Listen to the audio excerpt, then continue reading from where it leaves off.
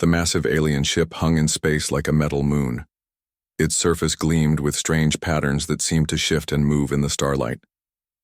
Captain Sarah Chen watched it through the small window of her transport vessel and tried not to show her nervousness. This was humanity's first official meeting with the Galactic Confederation, and everything had to go perfectly. "Remember, we're the new kids here," she told her small crew. "We smile, we listen, and we don't cause trouble. Our job is to get humanity accepted into their club, nothing more." The transport ship was deliberately simple. Old-style metal hull, chemical rockets, basic computer systems. To any alien watching, it would look like humans had barely figured out how to leave their home planet. This was exactly what Sarah wanted them to think. The airlock connected with a soft hiss. Sarah straightened her plain blue uniform and stepped into the alien vessel. The corridor beyond was nothing like human ships.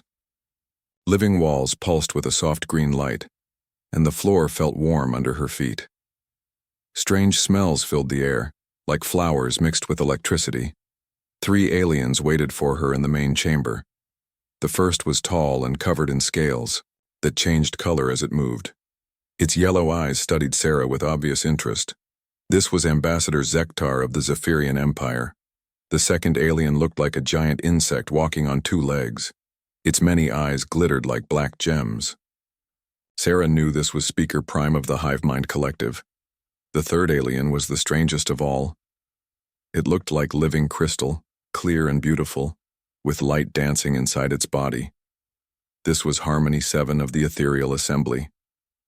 "Welcome, human," Zektar said in perfect English. His voice was deep and smooth, but Sarah could hear the arrogance in it. "We are pleased to meet your species at last." Sarah bowed politely. "Thank you for agreeing to this meeting. Humanity is honored by your attention." The crystal being, Harmony 7, made a sound like wind chimes. "Your species is young, we can sense this. How long have you traveled between stars?"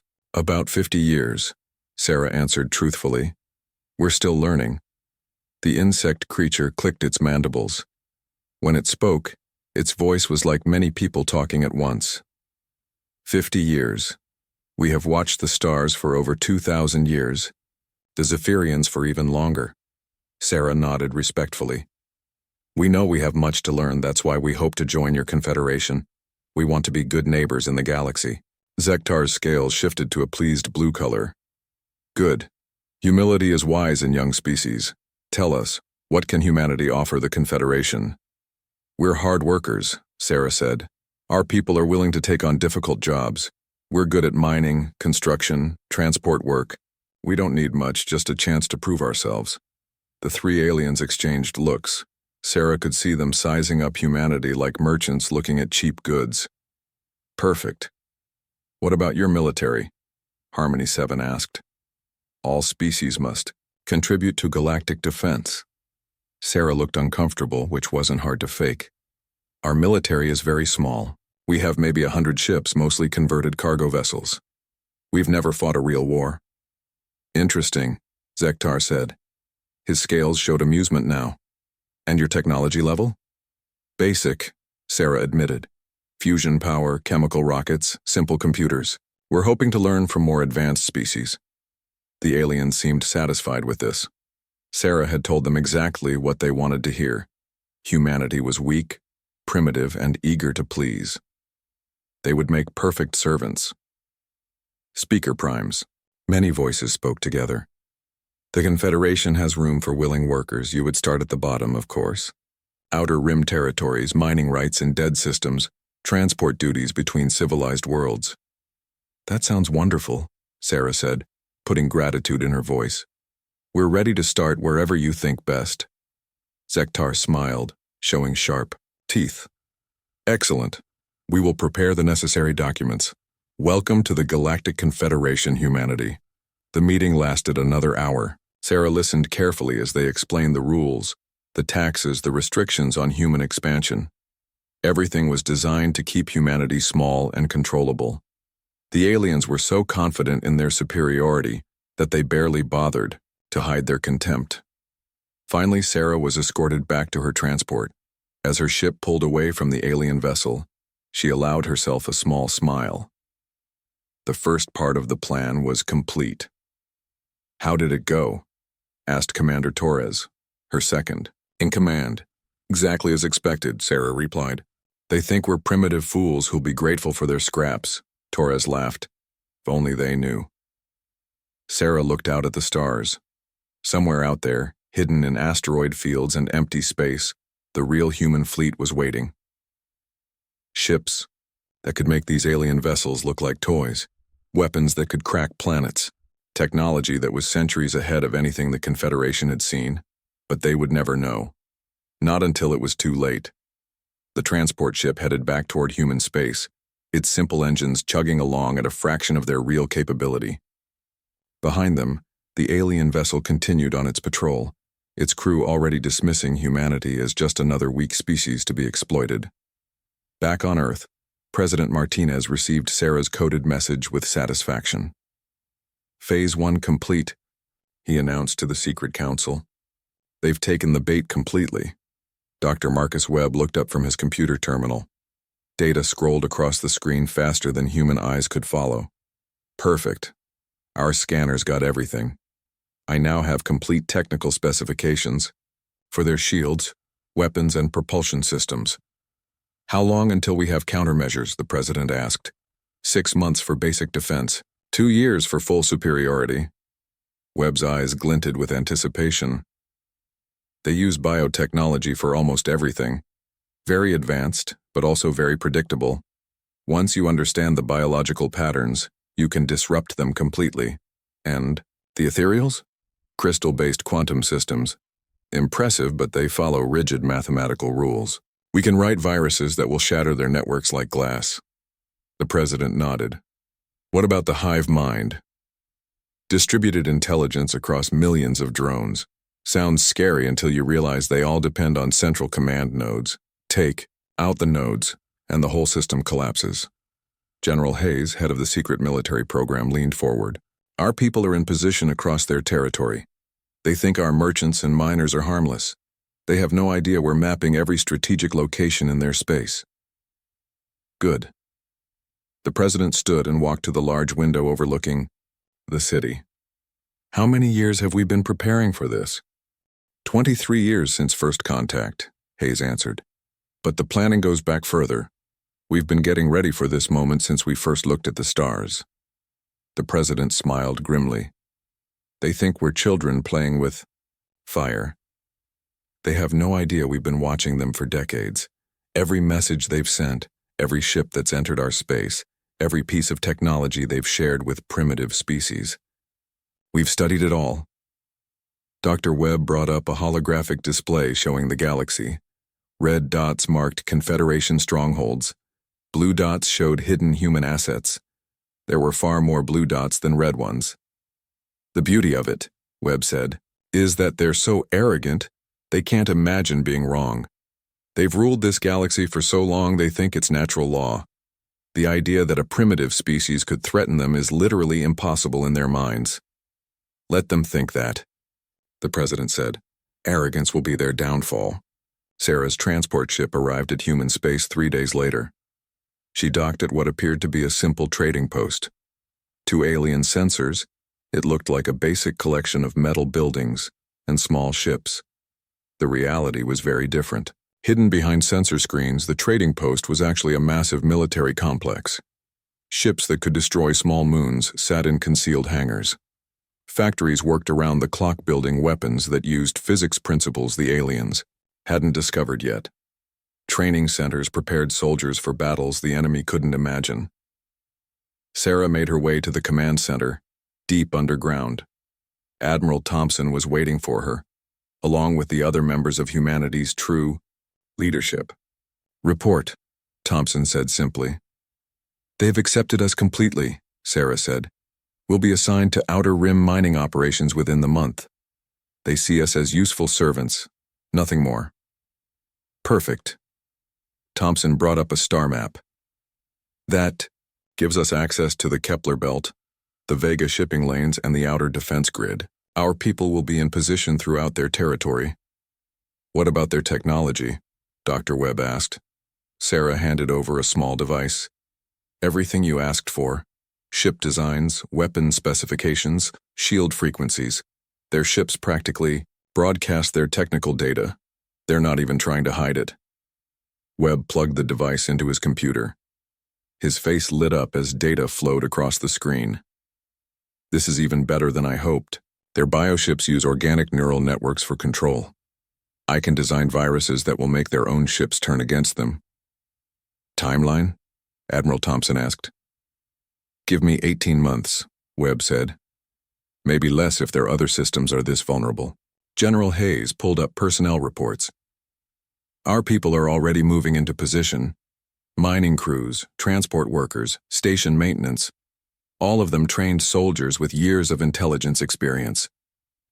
The aliens won't suspect anything, Sarah added. They're so convinced of their superiority they don't even watch us closely. Our miners could be building battleships and they'd never notice. Admiral Thompson smiled coldly.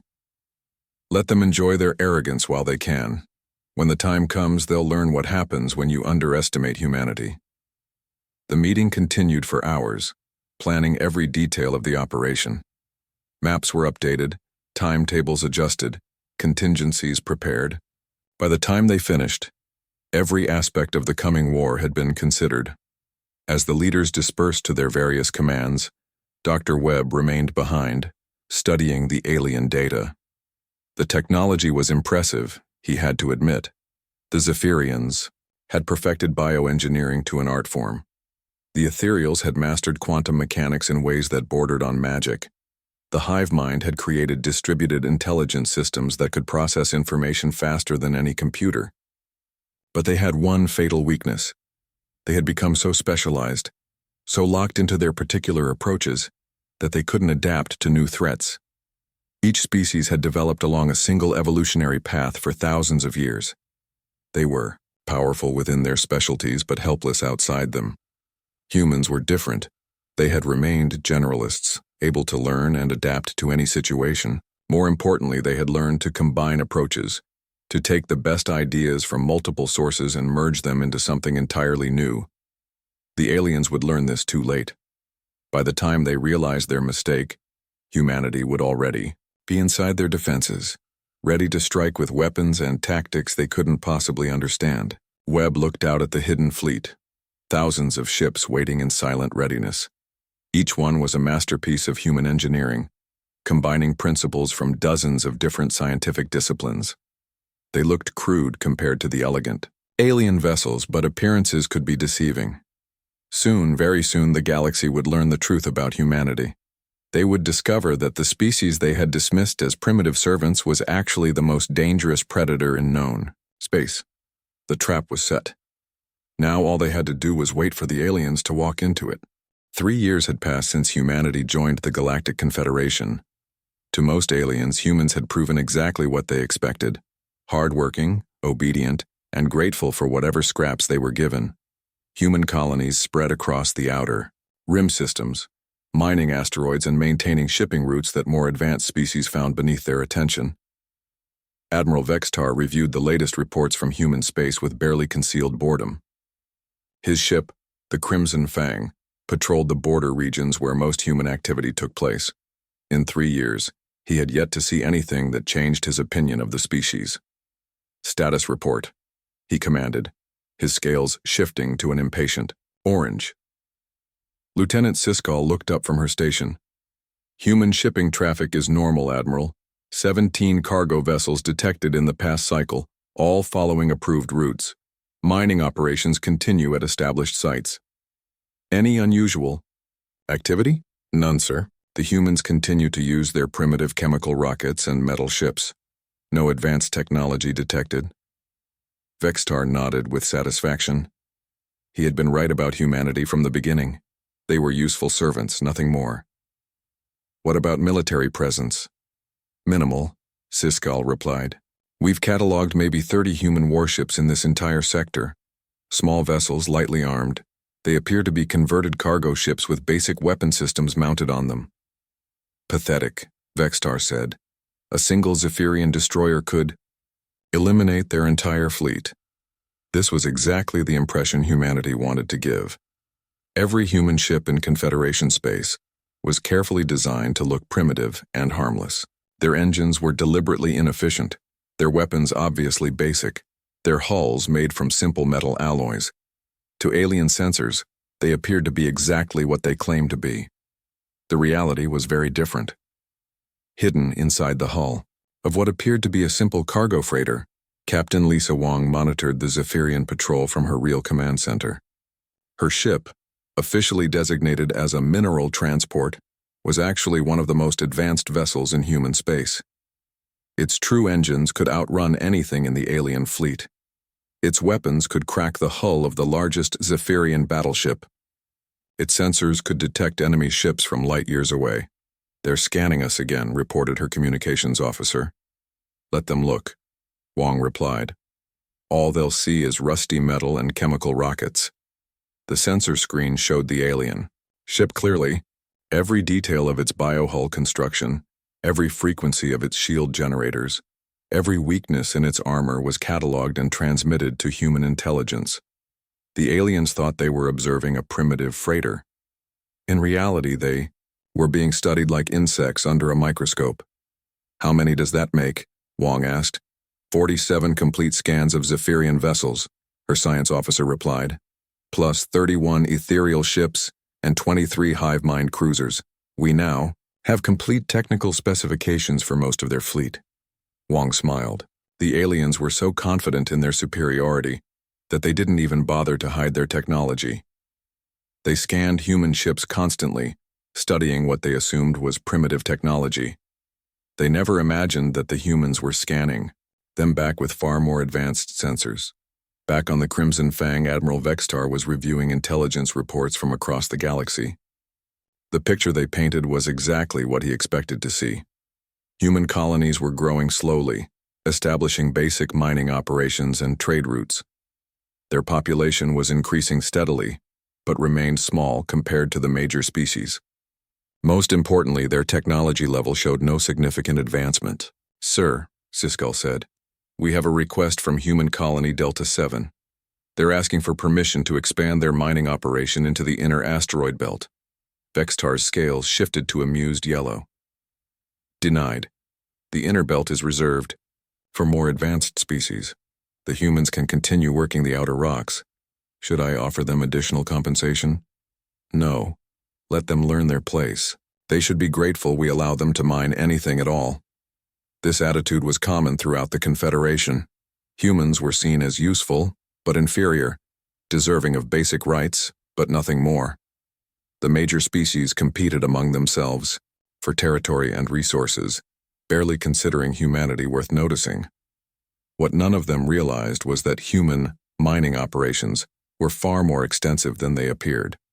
Every asteroid hollowed out by human miners became a potential hiding place for ships, weapons, or equipment.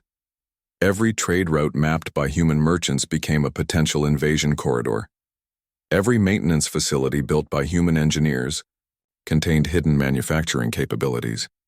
Dr. Marcus Webb stood in what appeared to be a simple research laboratory on the human colony of New Geneva. The lab looked basic, with primitive equipment and simple computers. To any alien inspector, it would seem like humans were barely capable of basic scientific research. Behind hidden walls, the real laboratory was a marvel of advanced technology. Quantum computers processed data faster than alien supercomputers.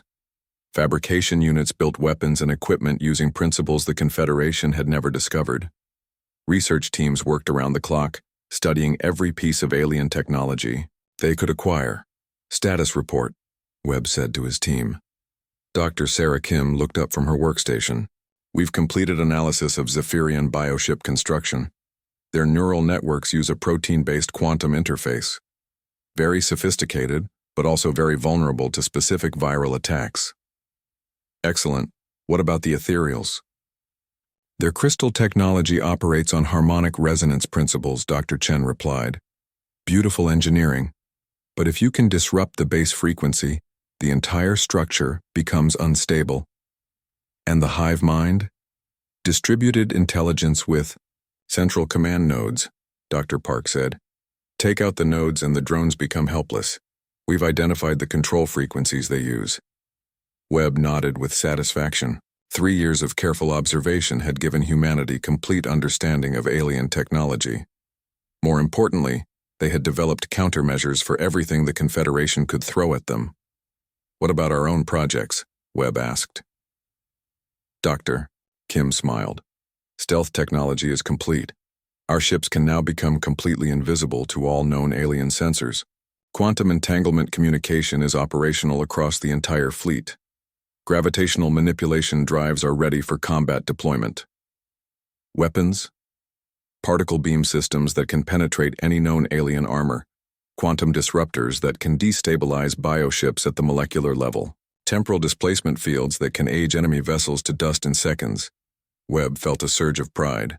In just 3 years, humanity had leapfrogged the alien species by centuries. They had taken alien technology, improved it, and combined it with their own innovations to create weapons systems that the Confederation couldn't even imagine. "Timeline for deployment?" Webb asked. "All systems are ready," Dr. Chen replied. "We're just waiting for the order." On the other side of the galaxy, Speaker Prime of the Hivemind Collective was conducting its own review of human activities. The collective consciousness examined thousands of data points simultaneously, processing information from across Confederation space. The humans appeared to be progressing exactly as predicted. Their colonies were small and poorly defended. Their technology remained primitive. Their population growth was steady but unremarkable. Most importantly, they showed no signs of military ambition. Speaker Prime was pleased with this assessment. The Hivemind had initially been concerned about adding another species to the Confederation, but the humans had proven to be ideal subjects. They worked hard, caused no trouble, and accepted their inferior status without complaint.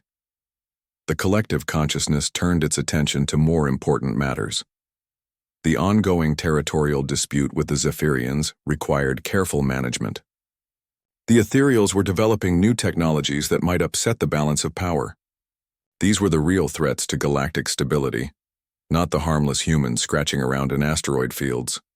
This dismissive attitude was exactly what humanity was counting on. Every alien species had fallen into the same trap. They saw what they expected to see: confirmation of their own superiority and human inferiority. None of them looked deeper. None of them questioned whether appearances might be deceiving. In the hidden command center beneath New Geneva, General Patricia Hayes reviewed the latest intelligence reports. Human operatives were now in position throughout Confederation space. They worked as miners, traders, technicians, and laborers. To alien eyes, they were invisible, just another group of human workers doing simple jobs. In reality, they were the most advanced intelligence network in galactic history. Every major alien military installation was under constant observation. Every trade route was mapped and monitored. Every weakness in alien defenses was cataloged and analyzed. "Recruitment is ahead of schedule," Hayes reported to the Secret Council. "We now have operatives in over 200 alien facilities. They're completely trusted by their alien supervisors." "Any security concerns?" President Martinez asked. "None. The aliens are so convinced of our primitiveness that they barely watch us. Our people could be building battleships in front of them, and they'd assume it was just advanced mining equipment." Admiral Thompson studied the strategic displays. Blue dots marked human assets throughout the galaxy. Red dots showed alien military positions. For the first time in galactic history, the blue dots outnumbered the red ones. "Force deployment?" Thompson asked. "Complete," Hayes replied. "Every fleet unit is in position. Stealth systems are operational. All weapons are charged and ready. Intelligence gathering? Finished. We have complete technical specifications for every alien ship class, detailed maps of all their facilities, and real-time monitoring of their communications." Thompson nodded. The trap was set. 3 years of careful preparation had given humanity overwhelming advantage in every category that mattered. When the time came to act, the aliens wouldn't know what hit them. But first, they needed the right moment. Humanity couldn't be seen as the aggressor. They needed the aliens to make the first move to provide justification for what was coming. President Martinez understood this perfectly. "We wait," he said. "The aliens' arrogance will provide the opportunity we need. When they finally push too far, we'll be ready." The meeting adjourned, but the participants remained confident. Everything was proceeding according to plan. The aliens continued to see exactly what humanity wanted them to see. They remained convinced of their own superiority and human inferiority. Soon, very soon, they would learn the truth. The species they had dismissed as primitive servants was actually the most dangerous predator in the galaxy. The humans they thought they understood were actually master strategists who had been planning their downfall for years. Admiral Vextar completed his patrol of human space and returned to his home base, satisfied that everything was normal. His report would confirm what every alien already believed. Humanity was weak, primitive, and completely harmless. He had no way of knowing that his every move had been watched and recorded. His ship's every weakness had been catalogued. His base's every defense had been mapped and analyzed. The humans he dismissed as inferior had just finished preparing the most devastating military operation in galactic history. They had turned the aliens' own arrogance against them, using their superiority complex as the perfect camouflage for the largest intelligence operation ever attempted. The stage was set. The players were in position. All that remained was for one of the alien species to make the fatal mistake that would trigger humanity's response. That mistake was coming sooner than anyone realized. The message from New Geneva arrived at Admiral Vextar's command center on a quiet Tuesday morning. The human colony was requesting a delay in their quarterly tribute payments, citing equipment failures in their main mining operation. The request was polite, apologetic, and completely routine. Vextar read the message with growing irritation. His scales shifted from their normal green to an angry red as he processed what the humans were asking. A delay in tribute payments was technically allowed under Confederation law, but it was also a sign of disrespect that couldn't be ignored. "Lieutenant Siscal," he called out. "How long since the humans last made their tribute payment?" Siscal checked her records. "On time for the past 18 months, sir. This is their first request for a delay." "And their reason?" "They claim their primary mining laser malfunctioned. They say they need 2 weeks to repair it before they can resume full production." Vextar's scales darkened further. The humans had been almost perfect servants for 3 years, which made this request even more annoying. They were getting ideas above their station, starting to think they could make demands of their betters. "Sir," Siscal continued, "the delay would only cost them about 12,000 credits in lost production. It's not a significant amount." "That's not the point," Vextar snapped. "The amount doesn't matter. What matters is that they think they can change the terms of their service whenever they want. If we let one human colony delay their payments, soon they'll all be making excuses." The Admiral stood and paced around his command center. Through the bioship's transparent walls, he could see the stars of human space. 3 years ago, he had thought bringing humanity into the Confederation was a good idea. They had seemed so grateful, so eager to please. Now they were starting to show their true nature. "Sir," his communications officer called out, "we're receiving another message from the human colony." "Put it through." The holographic display showed a middle-aged human woman in simple work clothes. Her face was tired and worried, with the look of someone facing a problem too big to handle alone. "This is Colony Administrator Janet Walsh from New Geneva," the woman said. "I know our request for delayed tribute is unusual, but we really don't have any choice. Our mining equipment is completely dead. We've tried everything we can think of, but we don't have the technical knowledge to fix it ourselves." Vextar studied the human's face. She looked sincere, but that didn't matter. What mattered was setting an example that other human colonies would remember. "We would be grateful for any help you could provide," Walsh continued. "Even if you could just send a technical advisor to look at our equipment, we might be able to get back to full production within a week." The message ended. Vextar stood silently for several moments, his scales slowly shifting through different colors as he considered his options. He could approve the delay and send technical help. It would be the reasonable thing to do, and it would keep the humans happy and productive. But reasonableness wasn't what the humans needed right now. They needed to be reminded of their place in the galactic order. They needed to understand that their comfort and convenience meant nothing compared to their obligations to their betters. "Sir?" Siskel asked. "Your orders?" "Plot a course for New Geneva," Vextar said. "Full battle group. We're going to resolve this situation personally. Should I prepare technical teams for equipment repair?" "No. Prepare the orbital bombardment systems." Siskel's eyes widened. "Sir, are we expecting resistance?" "We're sending a message," Vextar replied coldly. "The humans need to learn that their obligations don't change just because they have problems. If their equipment is broken, they should have built backup systems. If they can't meet their commitments, they should have planned better." The Zephyrian battle group consisted of 6 warships led by Vexitar's heavy cruiser. To any observer, it was massive overkill for dealing with a single human colony. The New Geneva settlement had maybe 50,000 residents and no military. Defenses worth mentioning. A single destroyer could have handled any conceivable problem. But Vextar wanted to make sure the message was clear, not just to New Geneva, but to every human colony in Confederation space. The aliens were in charge and human convenience meant nothing. The battle group dropped out of hyperspace at the edge of the New Geneva system 3 days later. The human colony's location was perfect for Vextar's purposes.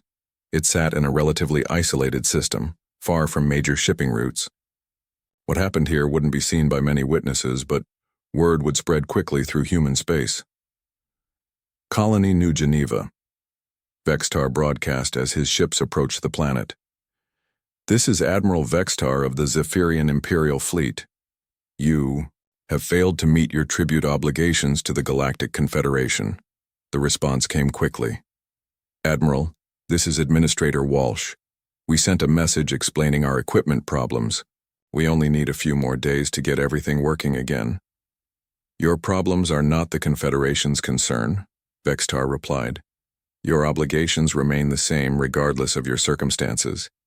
Since you cannot meet those obligations, we will take alternative measures to ensure compliance." "I don't understand. What alternative measures?"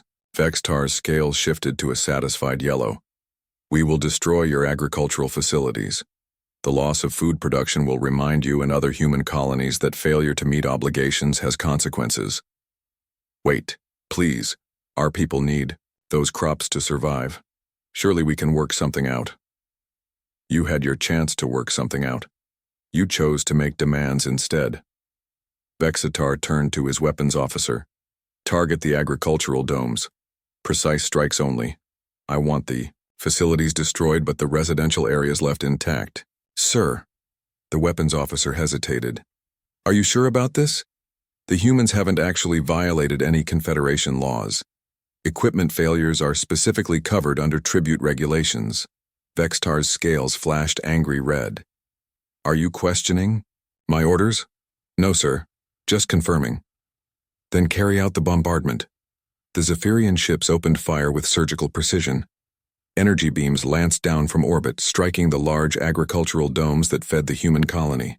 The structures vaporized instantly, along with months of stored food and everyone who happened to be working inside them. What Vextar didn't know was that New Geneva had been chosen specifically for this moment. The colony's layout, its agricultural facilities, even its apparent vulnerability had all been carefully designed. Human intelligence had been monitoring Zephyrian communications for months, waiting for exactly this kind of opportunity. The agricultural domes were real, and their destruction was genuinely devastating, but they had been evacuated hours before the attack. The 1,147 people who died were volunteers, heroes who had given their lives to provide humanity with the justification it needed for what was coming. Administrator Walsh's horrified response was completely genuine. "You monsters! You just murdered over 1,000 innocent people. Why? We were trying to cooperate." "You were trying to change the terms of your service," Vextar replied calmly. "Now you understand the cost of such presumption.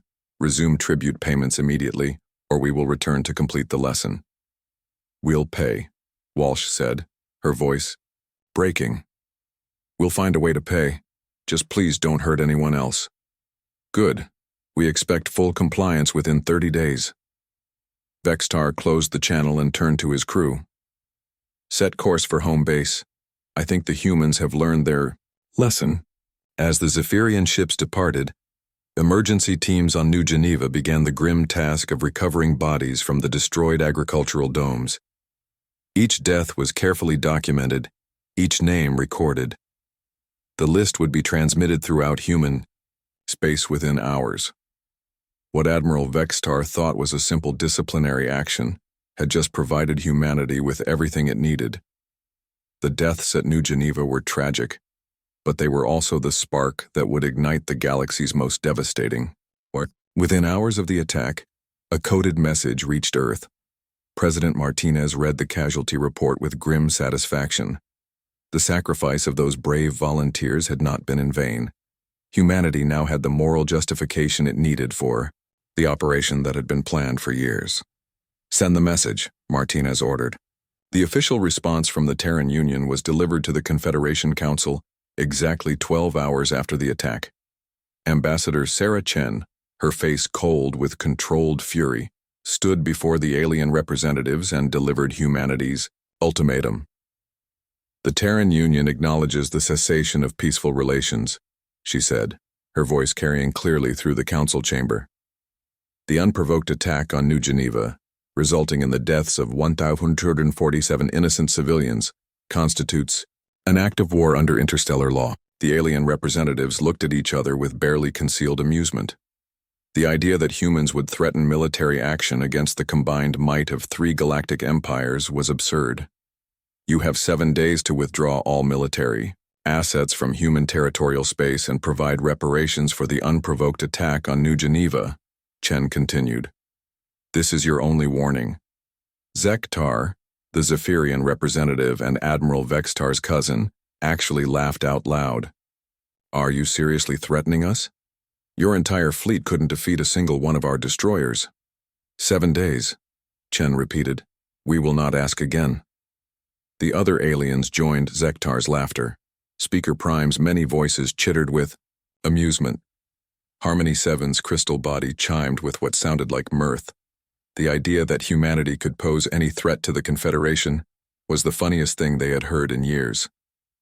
Chen turned and walked out of the chamber without another word. Behind her, the alien representatives continued to laugh and joke about human presumption. None of them took the threat seriously. Why would they? Humanity was a minor species with primitive technology and a tiny fleet. What could they possibly do? Back in human space, the 7-day countdown began. To alien observers, nothing seemed to change. Human colonies continued their normal activities. Human ships followed their usual routes. There were no signs of military mobilization, no emergency communications, no unusual activity of any kind. The aliens interpreted this as proof that humanity had come to its senses. Obviously, the humans had realized how foolish their ultimatum was and decided to back down quietly. Admiral Vexitar received congratulations from his superiors for handling the situation so effectively. What the aliens didn't see was the massive coordination taking place beneath the surface. Hidden command centers activated across the galaxy. Sleeper agents received their final orders. Weapons systems that had been concealed for years powered up for the first time. Dr. Marcus Webb made his final preparations in the secret laboratory beneath New Geneva. The same facility that had appeared to be destroyed in the alien attack was actually 50 meters underground, protected by stealth fields and armor plating that could withstand a direct hit from a battle cruiser. All systems ready? Webb asked. His team. Quantum disruptors are online, Dr. Kim reported. Harmonic scramblers are tuned to ethereal frequencies. Bioviral weapons are loaded and ready for deployment. Fleet status? All ships are in position, Admiral Thompson reported from the hidden command center. Stealth systems are active. The aliens have no idea we're there. Intelligence network? Complete coverage, General Hayes confirmed. We have operatives in every major alien facility. They're ready to act on your signal. Webb looked at the countdown timer on his wall. 4 hours and 17 minutes until the deadline expired. Soon, the galaxy would learn the truth about humanity. The species that the aliens had dismissed as primitive servants was about to demonstrate why underestimating humans was the deadliest mistake any species could make. "Send the final warning," Webb ordered. The message went out on all Confederation emergency frequencies. It was simple, direct, and final. "This is the Terran Union. You have 4 hours to comply with our demands. Withdraw all military assets from human space immediately. This is your last chance to avoid the consequences of your actions." Admiral Vextar received the message while reviewing casualty reports from a training exercise. He didn't even bother to respond. The idea that humans could pose any threat to the Confederation was still absurd. In 4 hours, when nothing happened, the entire galaxy would see that humanity was all bluster and no substance. He had no way of knowing that in those 4 hours, everything he thought he knew about the galaxy was about to change forever. The humans he had dismissed as inferior were about to unleash hell itself. The attacks began at exactly midnight, Galactic Standard Time. Admiral Vextar was reviewing reports in his ready room when the first alarm started screaming. His ship, the Crimson Fang, shuddered as if something had struck it. Emergency lights flashed red throughout the corridors. "Report!" he shouted into his communicator. "Sir, we're experiencing massive system failures," came the panicked voice of his engineering officer. "The bioneural networks are malfunctioning. Ship's controls are not responding." Vextar rushed to the bridge, his scales shifting to alarmed yellow. What he saw there defied all logic. His crew was frantically working at their stations, but nothing was responding properly. Weapon systems were offline, engines were failing, even basic life support was flickering. "What's happening?" he demanded. Lieutenant Siskal looked up from her station, her face pale with confusion. "Sir, it's like our bioship is sick. The neural networks are showing signs of some kind of infection. Every system that depends on organic components is shutting down. That's impossible. Our bioships are immune to all known diseases." "Not this one, sir. Whatever this is, it's something we've never seen before." Across the galaxy, the same scene was playing out on every Zephyrian vessel. The bioships that had been the pride of their empire were dying, infected with engineered viruses that attacked their organic systems with surgical precision. Dr. Webb's years of research had paid off perfectly. He had created biological weapons, specifically designed to target Zephyrian technology. But the Zephyrians weren't the only ones suffering. On the ethereal homeworld, Harmony 7 was conducting a routine data analysis when the crystal networks began to resonate with impossible frequencies. The beautiful harmonic patterns that connected all ethereal technology suddenly turned chaotic and destructive. "Warning," the collective consciousness announced. "Harmonic disruption detected. All crystal matrices showing instability." The disruption spread like wildfire through the ethereal networks. Crystal structures that had stood for millennia began to crack and shatter. Ships lost power as their crystal cores went dark. Communication systems failed as the harmonic frequencies that bound ethereal society together dissolved into static. Harmony 7 watched in horror as the great crystal spires of the capital city began to collapse. The technology that had made the ethereals masters of quantum physics was turning against them, destroyed by frequencies that targeted the exact mathematical principles they depended on. The Hivemind collective suffered a different but equally devastating attack. Speaker Prime was coordinating mining operations across 17 systems when every drone suddenly stopped moving. The distributed intelligence that connected millions of individual units to the central command structure simply vanished. "Connection lost," reported drones across the galaxy. "Command nodes unresponsive. Awaiting instructions." But no instructions came. The central command nodes that controlled the entire Hivemind had been located and destroyed by human operatives who had spent years studying the collective's communication patterns. Without their controlling intelligence, the drones were helpless, unable to function independently. In the space of 30 minutes, 3 galactic empires lost most of their technological capability. Ships drifted powerless through space. Planetary defenses went offline. Communication networks collapsed. The Confederation's military might, built up over centuries, was reduced to scrap metal and broken crystals. And then the human fleet appeared. Captain Elena Vasquez stood on the bridge of the human flagship Retribution as it dropped out of stealth near the Zephyrian stronghold of Kepler Station. Around her, hundreds of human ships materialized from nothing, their advanced cloaking systems finally revealed. "All ships, this is Admiral Thompson," came the voice over the fleet communications. "Operation Reckoning is now active. Engage all enemy vessels. Show them what happens when they underestimate humanity." The human fleet moved with precision that stunned the surviving alien observers. These weren't the crude chemical rockets they had seen for 3 years. These ships moved like dancers, their advanced drives allowing impossible maneuvers.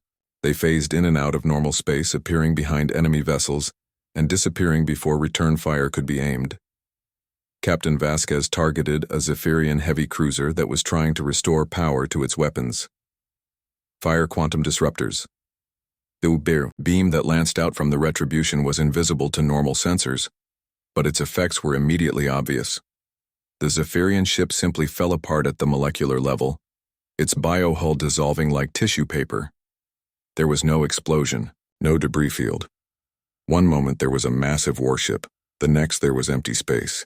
"Target destroyed," reported her weapons officer with satisfaction. Moving to next target. Similar scenes played out across the battlefield. Human weapons that shouldn't have existed cut through alien defenses like they weren't there. Ships that had seemed invincible were reduced to dust in seconds. The technological superiority that the Confederation had taken for granted was revealed as an illusion. Admiral Vextar watched the destruction from his crippled bridge with growing horror.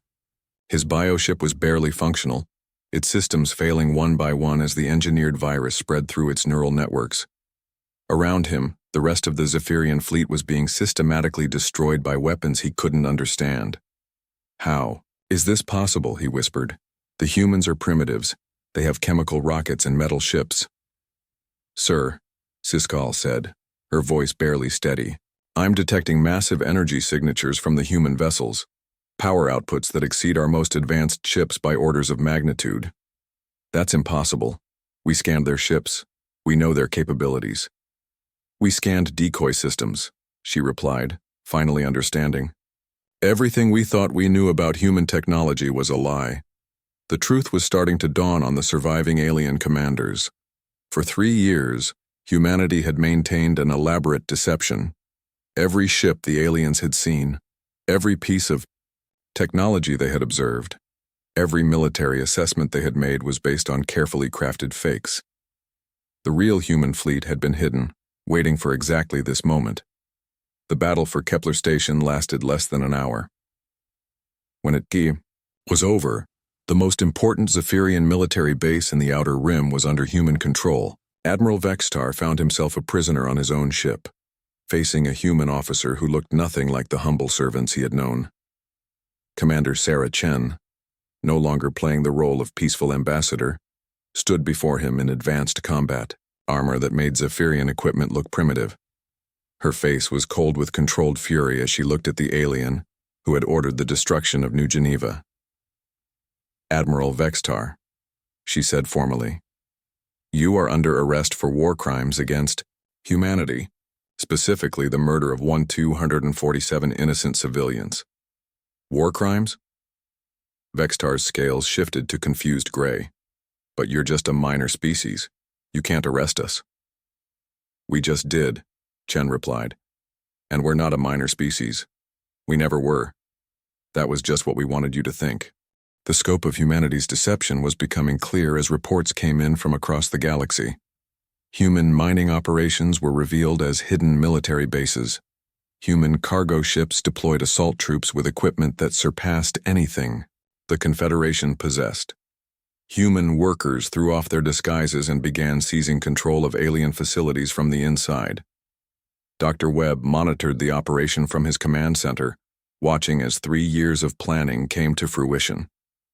Every alien stronghold was under attack simultaneously. Every communication network was jammed or controlled. Every escape route was blocked by human ships that had been hiding in seemingly empty space. "Status report," he requested. "Zephyrian. Fleet is down 60%, reported Admiral Thompson. Remaining ships are either disabled or surrendering. We have control of their 3 largest military bases. Ethereal forces. Their crystal networks are completely shattered.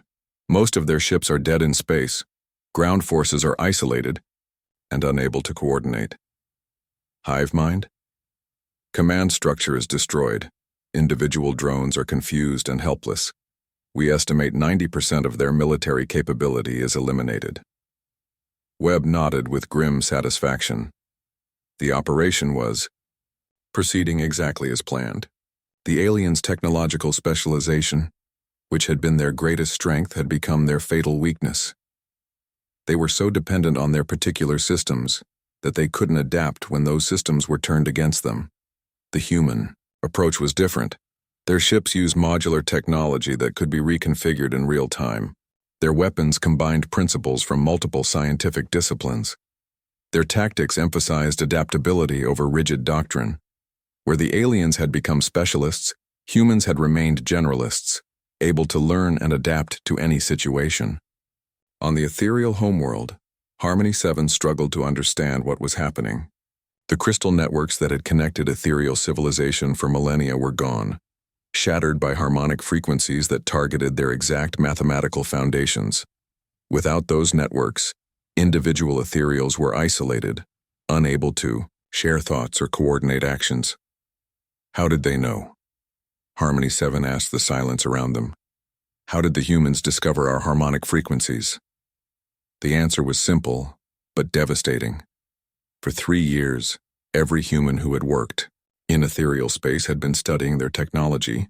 Every crystal formation had been analyzed. Every harmonic pattern had been recorded and decoded. Humanity's greatest strength wasn't their weapons or their ships. It was their ability to learn, to observe, and to understand their enemies better than those enemies understood themselves. The psychological impact of the human offensive was as devastating as the physical destruction. For centuries, the 3 empires had believed in their own superiority. They had seen themselves as the natural rulers of the galaxy, with other species serving as subjects or servants.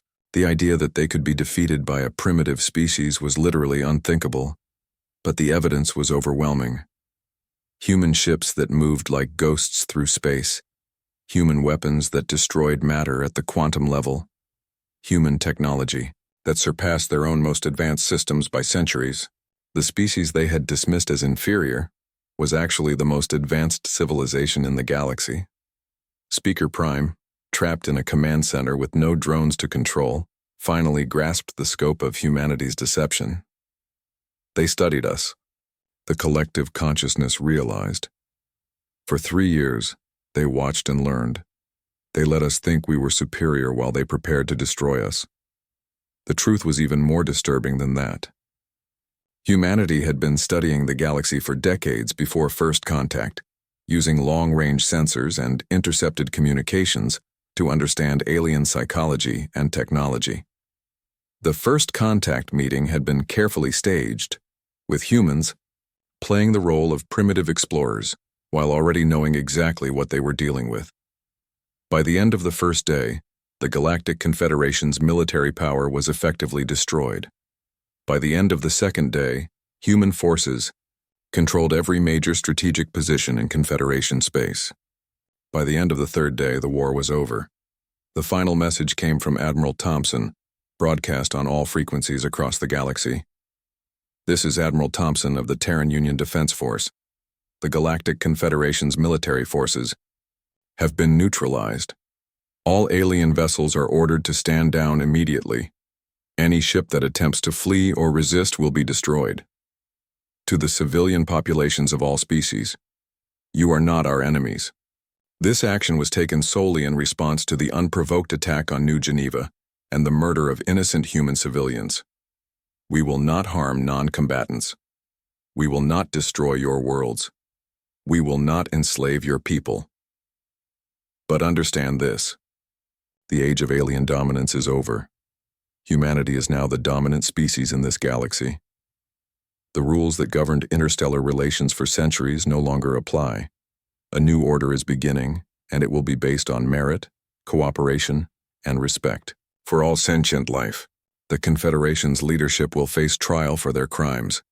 Those who cooperate with the transition will be treated fairly. Those who resist will face the full might of human military power. Choose wisely. The broadcast ended, leaving stunned silence across the galaxy. In less than 72 hours, everything had changed. The species that had ruled space for millennia were now prisoners or refugees. The primitive humans they had dismissed were now the masters of a dozen star systems, and they had accomplished it all with minimal human casualties, precisely targeted strikes and surgical precision that left civilian populations unharmed. The message was clear. Humanity was not just more advanced than the aliens had believed. They were also more ethical, more disciplined, and more strategic than any species the galaxy had ever seen. The old order was dead.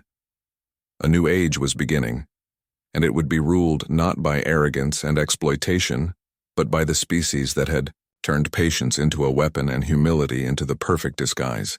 1 year after the 72-hour war that changed the galaxy forever, representatives from every known species gathered in the Great Assembly Hall on Earth. The building itself was a symbol of the new order, constructed using the best technology from all civilizations but designed with human principles of equality and openness. Admiral Vextar sat in the defendants section, wearing simple gray clothes instead of his once proud military uniform. His scales had remained a dull brown for months now, reflecting his permanent state of shame and defeat. Around him sat other former Confederation leaders, all waiting for the War Crimes Tribunal to deliver its final verdicts. The transformation in Vextar was complete.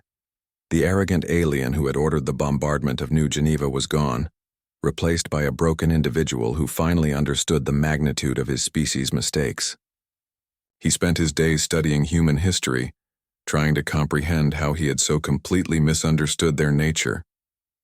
The tribunal will now deliver its verdict, announced Judge Martinez, a human legal expert who had been chosen to oversee the YAO proceedings.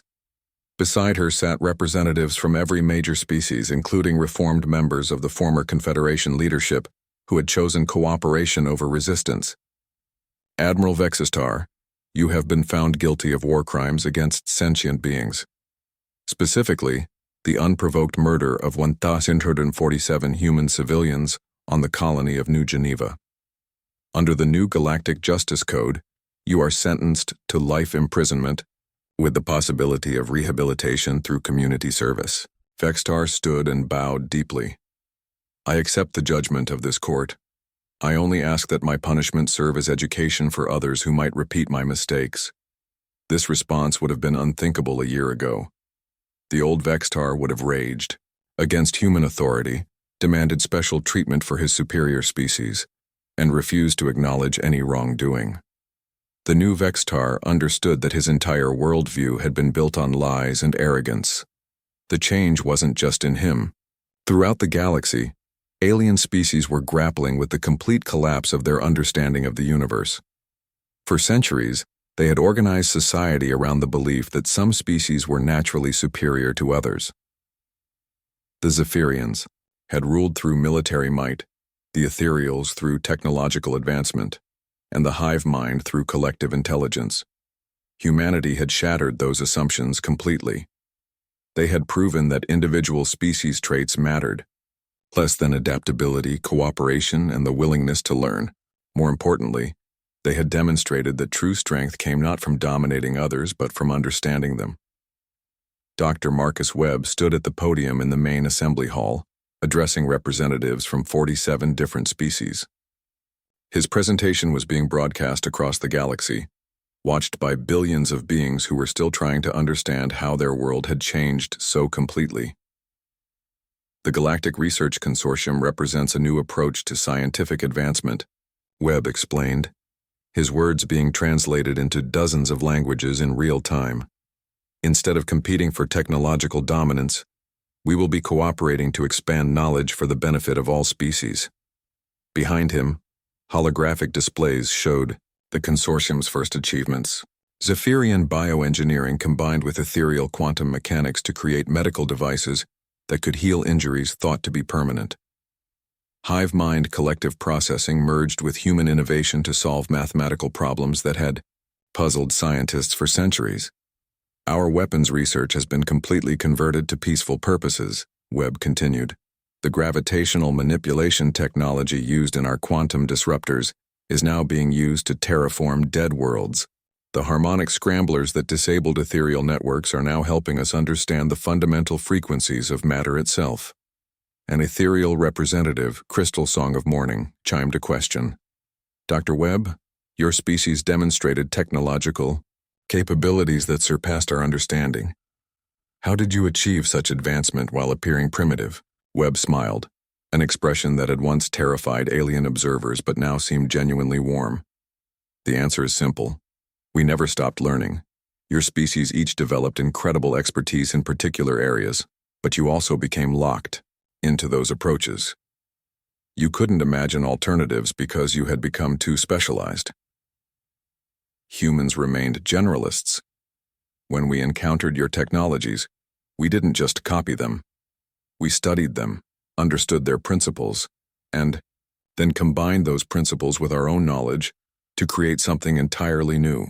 Speaker Prime, now representing the reformed Hivemind, spoke with its collective voice. But how did you maintain such deception for so long? Our intelligence networks detected no signs of your true capabilities. Because we understood your psychology better than you understood ours, Webb replied. We knew that you believed in your own superiority so completely that you would see only what confirmed those beliefs. We showed you exactly what you expected to see. Primitive humans, grateful for your attention. The truth was even more complex than Webb's explanation suggested. Humanity's greatest advantage hadn't been their technology or their military strategy. It had been their understanding of psychology, both human and alien. They had spent decades studying not just alien technology but alien thinking patterns, cultural assumptions, and social structures. The three Confederation species had all fallen into the same trap. They had become so convinced of their own superiority that they couldn't imagine being wrong. This mental blindness had made them perfect targets for manipulation. They had seen exactly what humanity wanted them to see, and they had never questioned their assumptions. President Martinez stepped to the podium as Webb finished his presentation. She looked out at the assembled representatives with a mixture of satisfaction and concern. Building a new galactic order was proving almost as challenging as destroying the old one. The Universal Council represents our commitment to equality among all sentient species, she announced. Unlike the old Confederation, membership will be based on contribution rather than military power or technological advancement. Every species, regardless of size or development level, will have a voice in galactic affairs. Decisions will be made through consensus whenever possible, with voting procedures that prevent any single species from dominating others. This was perhaps the most radical change humanity had introduced. The old Confederation had been a hierarchy, with the three major species at the top, and everyone else serving as subjects. The new Universal Council was designed as a cooperative where every species had equal rights and responsibilities. The former Confederation leaders struggled with this concept.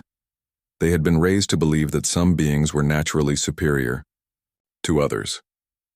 The idea that a primitive species might have insights worth considering was almost impossible for them to accept. But they were learning.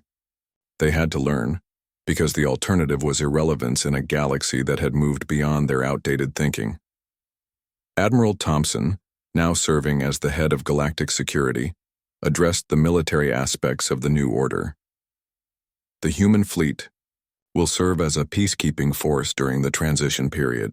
Our role is not to rule, but to prevent conflicts between species while the new system establishes itself. All weapons research is now being conducted jointly by the Galactic Research Consortium. Military technology will be shared equally among all species to ensure that no single group can threaten the others. This was another revolutionary change. Under the old system, military technology had been closely guarded, with each species trying to maintain advantages over their rivals.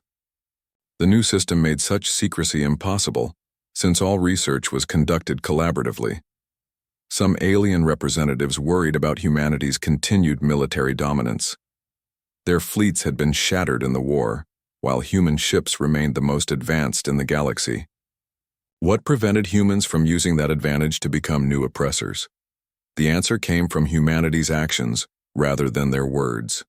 Over the past year, they had systematically shared their technology with former enemies. Zephyrian ships were being rebuilt with human-designed systems. Ethereal networks were being restored with improved crystalline matrices. Hivemind drones were being upgraded with enhanced processing capabilities. More importantly, humans were teaching other species how to understand and improve the technology, rather than simply providing finished products. The goal wasn't to create dependence, but to ensure that every species could contribute to galactic advancement. Dr. Sarah Chen, the former ambassador who had delivered humanity's ultimatum, now served as the director of interspecies relations. Her job was to help alien species adapt to the new reality while maintaining their cultural identities. Change is difficult, she told a group of Zephyrian refugees who were struggling to find their place in the new order. Your entire society was built around military conquest and racial superiority. Now you need to find new sources of meaning and purpose. But this is also an opportunity. For the first time in your history, you can focus on creation rather than destruction. You can develop your incredible bioengineering skills for healing rather than warfare. You can explore the galaxy as partners rather than conquerors. Some Zephyrians embraced this new philosophy eagerly. They threw themselves into peaceful research, working with human scientists to develop medical technologies that could save lives rather than take them. Others struggled with the transition, finding it difficult to abandon centuries of cultural conditioning. The Ethereals faced similar challenges. Their crystal-based civilization had been built around the pursuit of perfect mathematical harmony. They had seen themselves as the galaxy's intellectual elite, superior to the chaotic thinking of biological species. Learning to work as equals with other species required them to abandon their sense of mathematical supremacy. The Hivemind perhaps faced the greatest challenge of all. Their entire identity was based on collective consciousness and unified thinking. The new galactic order emphasized individual contribution and diverse perspectives. They had to learn to value disagreement and independent thought, concepts that went against their fundamental nature. But all three species were adapting, largely because they had no choice. The old order was gone forever, destroyed in 72 hours of surgical precision. The new order was the only reality they had left. As the Universal Council session continued, representatives shared reports from across the galaxy. Former Confederation worlds were being transformed into cooperative research centers. Dead systems were being terraformed using converted military technology. Species that had never interacted before were working together on projects that benefited everyone. The most powerful symbol of change was the memorial that had been erected on New Geneva. The site where 1,247 humans had died in Admiral Vextar's bombardment was now marked by a crystal monument that told the story of their sacrifice. But the monument wasn't just about human loss. It honored all the victims of the old system's arrogance and prejudice. Admiral Vextar visited the memorial regularly as part of his rehabilitation program. He would stand before the crystal wall that listed every name, reading them aloud and reflecting on the consequences of his actions. The experience was part of his education in what humans called empathy, a concept that had been largely absent from Zephyrian culture. "I understand now," he said to Dr. Chen during one of his visits. "We never saw other species as truly alive.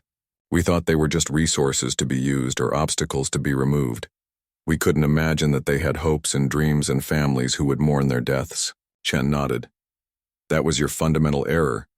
You saw diversity as a threat to order rather than a source of strength. You tried to impose uniformity on a galaxy that thrives on differences. How do you maintain unity among so many different species?" Vextar asked. "How do you prevent chaos?" "We don't prevent it," Chen replied. "We embrace it. Chaos isn't the opposite of order. It's the raw material from which new kinds of order emerge. The key is learning to channel that energy constructively rather than trying to suppress it. This was perhaps humanity's greatest insight. They had realized that true stability came not from rigid control, but from adaptive flexibility. A system that could respond to change and incorporate new ideas was ultimately stronger than one that resisted all variation. The Universal Council.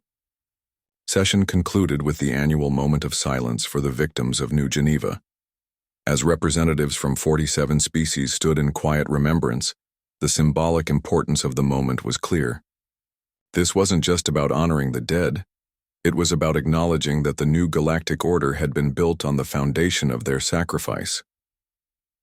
When the silence ended, President Martinez spoke the words that had become the unofficial motto of the new galaxy. Never again will any species be dismissed as inferior. Never again will might make right. Never again will the galaxy be ruled by arrogance and fear. Today we choose cooperation over conquest, understanding over ignorance, and hope over hatred. Today we prove that different species can work together as equals. Today we show the universe that humanity's greatest achievement isn't our technology or our weapons. Our greatest achievement is our belief that every sentient being deserves respect, dignity, and the chance to contribute to something greater than themselves. The assembly erupted in applause, cheers, and various alien expressions of approval. Crystal beings chimed in harmony. Insectoid representatives clicked their mandibles rhythmically. Reptilian species changed their scale colors in patterns of celebration. As the representatives dispersed to return to their home worlds, they carried with them the knowledge that the galaxy had truly changed.